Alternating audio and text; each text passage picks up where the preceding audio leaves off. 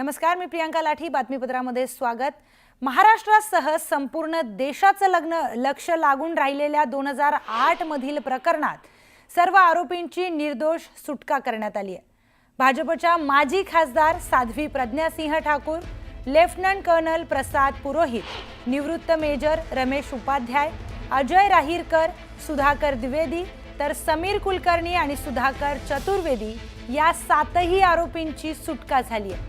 निर्दोष मुक्तता झालेल्या सर्वांनीच 17 वर्षांनी पुनर्जन्म झाल्याच्या भावना व्यक्त केल्या. समीर कुलकर्णींना कोर्टातच अश्रू अनावर झाले, तर साध्वी प्रज्ञासिंह यांच्यासह कर्नल प्रसाद पुरोहित, मेजर रमेश उपाध्याय यांच्यासह अनेकांवर या प्रकरणी आरोप लावण्यात आले होते. या बॉम्बस्फोट प्रकरणाच्या निकालाकडे सर्वांचं लक्ष लागलेलं होतं.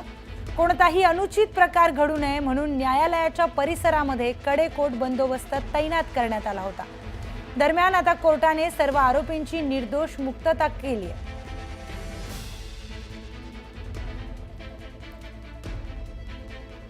तर मालेगाव बॉम्बस्फोट निकालामध्ये नेमकं काय समजून घेऊया ग्राफिक्सच्या माध्यमातून. तपासात अनेक त्रुटी आढळून आल्या. पंचनामा व्यवस्थित झाला नाही. घटनास्थळावरून हाताचे ठसे घेतले गेले नाहीत. साध्वीची दुचाकीची मालक होती हे सिद्ध झालं नाही. कट शिजला हे सिद्ध करण्यासाठी आवश्यक पुरावे मिळाले नाहीत. तपास यंत्रणांच्या दाव्यावर कोर्टाचं समाधान झालेलं नाही. मकोका मागे घेतल्याने त्या संदर्भातले जबाब निरर्थक ठरतात. स्फोट स्कूटरमध्ये झाला हे सिद्ध करण्यात अपयश आले. तर आरडीएक्स आणि बॉम्ब पुरोहितांनी आणल्याचा पुरावा नाही. पुरोहितांनी संस्थेची रक्कम स्फोटासाठी वापरल्याचंही सिद्ध झालं नाही. यूएपीए संदर्भातली मान्यता चुकीची, त्यामुळे यूएपीए लागू होत नाही. फक्त संशयाच्या आधारावर आरोपींना शिक्षा होऊ शकत नाही.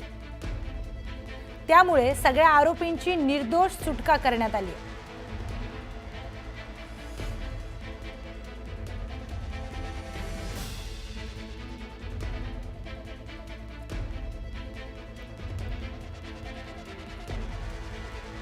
हा निकाल लागल्यानंतर साध्वी प्रज्ञासिंह ठाकूरांच्या डोळ्यात अश्रू तरळले.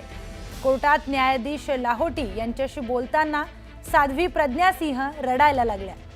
अनेक वर्ष अपमान सहन केला, वारंवार संघर्ष करावा लागला, दोषी नसताना कलंकित असल्याचा शिक्काही लावला, अशी भावूक प्रतिक्रिया त्यांनी व्यक्त केली.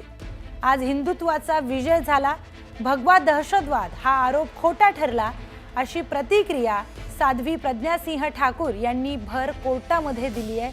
त्यांनी त्यांच्या भावना कोर्टामध्ये व्यक्त केल्या.